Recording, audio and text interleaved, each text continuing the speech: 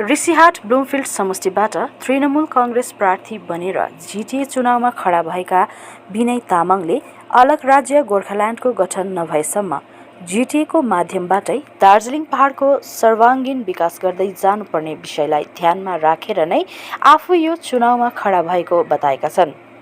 जसले आज डाली ब्लुमफिल्ड उच्च विद्यालयको मतदान केन्द्रमा आफ्नो मताधिकारको प्रयोग गरे।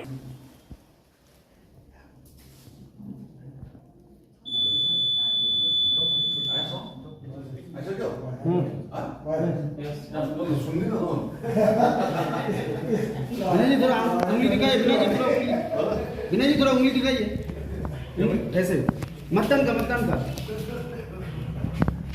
थोड़ा सामने आके हाँ लाइट कम हो गया, उंगली दिख नहीं रहा। Thank you. एक्चुअली 2017 में जो मास मूवमेंट हुआ था गोरखालैंड इश्यू पे, तो 105 डेज में विदिन 105 डेज में हमारा कई सारे गोरखाओं ने अपना बलिदान दिया।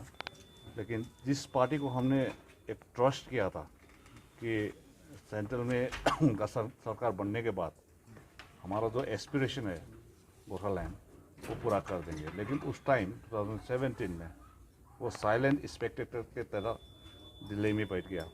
तो इसलिए हम लोग ने ये तय किया कि BJP they are not sincere about the Gorkha issue, so I have decided कि अभी वो अगर सीरियस ही नहीं है तो हम लोग एक फ्यूटल एक्सरसाइज क्यों करें।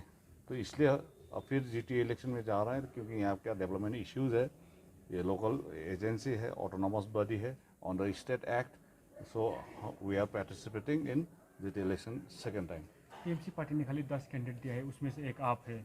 अगर कल दूसरा पार्टी तो वोट बनाएगा, टीएमसी पार्टी तो वोट नहीं बनाएगा, तो आप अनिल थापा या अदर अंडर में बैठेंगे ना? ऐसा है कि 10 हम लोग को दिया है, 35 अनिल थापा का पार्टी जो है भारतीय गोरखा प्रजातंत्र पार्टी का, लेकिन इसके अलावा भी कई सारे इंडिपेंडेंट कैंडिडेट्स हैं। आपको मैं बता दूं कि आप लोग ने सुना होगा शायद, कई बार हंग पार्लियामेंट सुना होगा शायद, कई स्टेट में हंग असेंबली भी सुना होगा शायद, और जीटी में भी है। मेरे को लगता है, मेरा this is my personal opinion and observation also, कि हंग जीटी सभा हो सकता है। 2017 के आंदोलन के बाद बहुत इलेक्शन लग चुका है आपको, उसके बाद आपने अभी तक एक इलेक्शन भी नहीं जीता, इस बार कैसा है, जीतेंगे? ना देखिए, मैंने एक इलेक्शन हारा था सिर्फ 2019 का।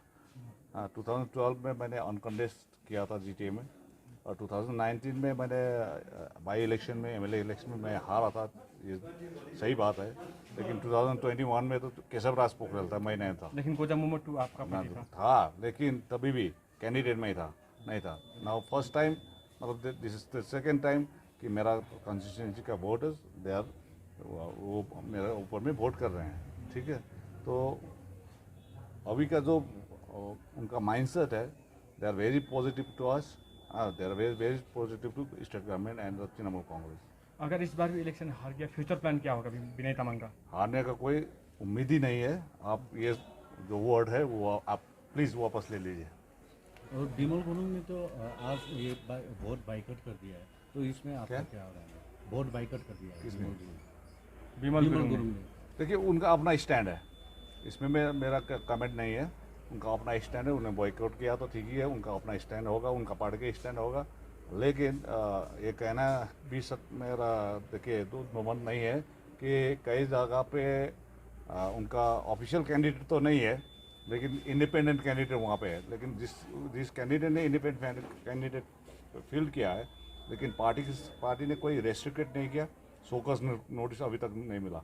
मेरा कॉन्स्टिट्यूंसी भी एक रामप्रसाद राय उन्हीं का पार्टी का है, अभी इंडिपेंडेंट लड़ रहे हैं, लेकिन उनका ऊपर में कोई ऐसा पार्टी का एक्शन नहीं हुआ। तो इससे लगता है कि मतलब एक पैर दूसरा जगह पे, एक पैर दूसरा जगह पे है। इस बार कितना आशावादी है आप? देखिए, 100% we are hopeful that we are getting 10 out of 10।